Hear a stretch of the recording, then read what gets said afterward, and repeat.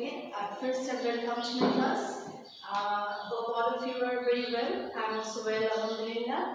I hope that all of you are staying at home and following all the safety rules. Okay, this is my fourth class with you, and I am going to discuss a poem by W. B. Yeats, The Lake Isle of Innisfree. Okay, and I will suggest you to take the book with you and open the poem. Okay. W. Yeats, his full name is William Butler Yeats. He is an Irish poet, dramatist, and an essayist. He belonged to the 20th century literature. 20th century, he wrote modern poetry. William Butler Yeats, though he belonged to the 20th century, this poem is different from the modern poem because in this poem we find the touch of romanticism. We find some characteristics of romantic poetry. Okay, in this, William Butler Yeats, he was awarded Nobel Prize for his outstanding contribution to English literature. He is an Irish poet. You should know this. So, first of all, I'm going to read out the poems, then I will elaborately explain the poem. Okay? Now, listen attentively. I will arise and go now and go to Innisfree. As I mentioned earlier, it's almost like a romantic poem. Because in a romantic poem, we will find, subjectivity, imagination, and we find an escape to, from reality to ideal world. And in this poem, W. Yeats, he is tired of modern civilization, the chaos of daily life. So he wants to get some comfort, and he thinks he will get this comfort by going to Innisfree. Innisfree is he spent his childhood in Innisfree, and it's an ideal place for him, and it symbolizes comfort, peace, etc. Okay, so he says, "I will arise and go now and go to Innisfree." So the poet desires that he will go now to Innisfree. Why? And what he will do? And a small cabin built there of clay and whittles made. After going there, we will build a small cabin. Okay? And this cabin will not be made, with modern materials. Okay, with bricks or all the modern materials, but it will be built with clay and whittle leaves. Clay, it's an element of nature, and whittles type of leaves, long leaves. So you will build the cabin with clay and whittle leaves. 9 big rows will I have there, and a hive for the honey. And here you will cultivate,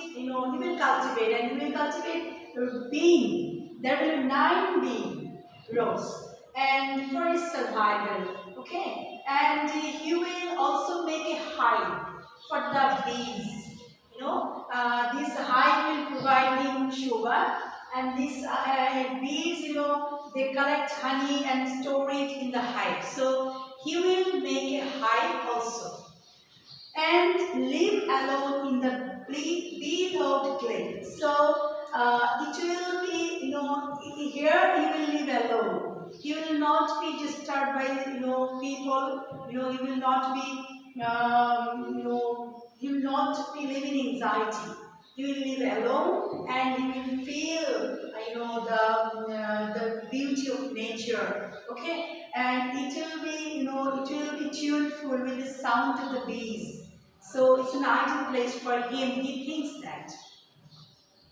And I shall have some peace there, for peace comes dropping from the vales of morning to where the cricket sings. So it's a very nice place for him. Here he will get peace, and peace will come from the from the morning, and there will be cricket which will sing. The cricket is one kind of insect which buzzing sounds will provide him peace. Okay, he will be very happy there.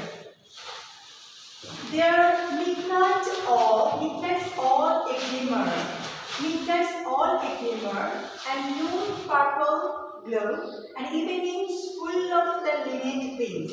So here, midnight, there will be glimmering light at midnight, and at noon you will get the rosy touch, and in the evening will be full of the sounds of the linnet. Linnet is one kind of bird which makes very sweet sounds. So he says that after going there, he will enjoy the nature very comfortably. He will get peace. He will get pleasure, and all these things, and it will make his life very smooth. I will arise and go now, and there is a repetition, and in literature this is called anaphora. When a phrase or clause is repeated, this is called anaphora. So it emphasized his feelings. I will arise and go now, always night and day. I hear lake otter lapping with low sounds by the shore. So he says that the sounds of the water that is flowing makes a very smooth sound. It makes a very tuneful sound for him, and he feels very much pleasure. When I stand on the roadway or on the pavement way, I hear it in the deep heart school. So actually he is standing on the road. He is standing on the pavement. The pavement is grey. Grey is a color of depression. It's a color of despair. So though he imagines all these things, actually he is standing on the road. That is, in his imagination, he goes back to Innisfree, but in reality, contrast. He is in contrast because he is standing on the pavement. He is sitting or living in the town. So in his imagination, he imagines that he goes to Innisfree. Actually, he doesn't go there. It's his imagination. He has to come back to reality.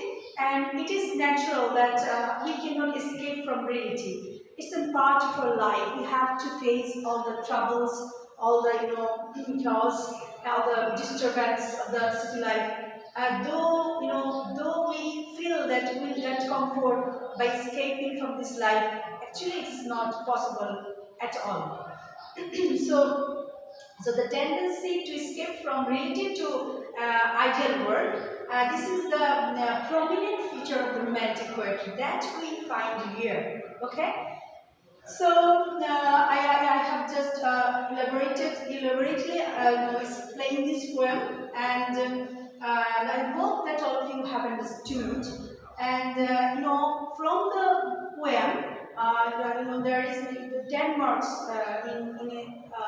for summary, and for theme there is 8 marks. So this item is very important, and you have to study all the poems that in your syllabus that are in your book. Okay.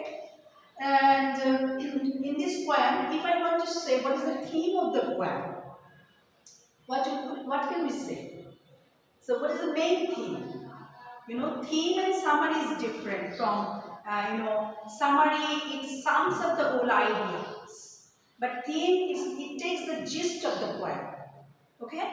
So if I want to say that what is the theme of the poem, then you can say that here the poet wants to go to Innisfree to get some peace, some pleasure, because he wants to get relief from the anxiety of the modern world. And he will build a house with clay and metal, and will cultivate vegetables, and he will get comfort and happiness in that living in the lap of nature. but he cannot stay there permanently. So it may be the theme of the poem, that the poet tries to go, imagines to go, but he cannot. He cannot avoid the reality. So I hope that you will read the difficult word meanings from the poem.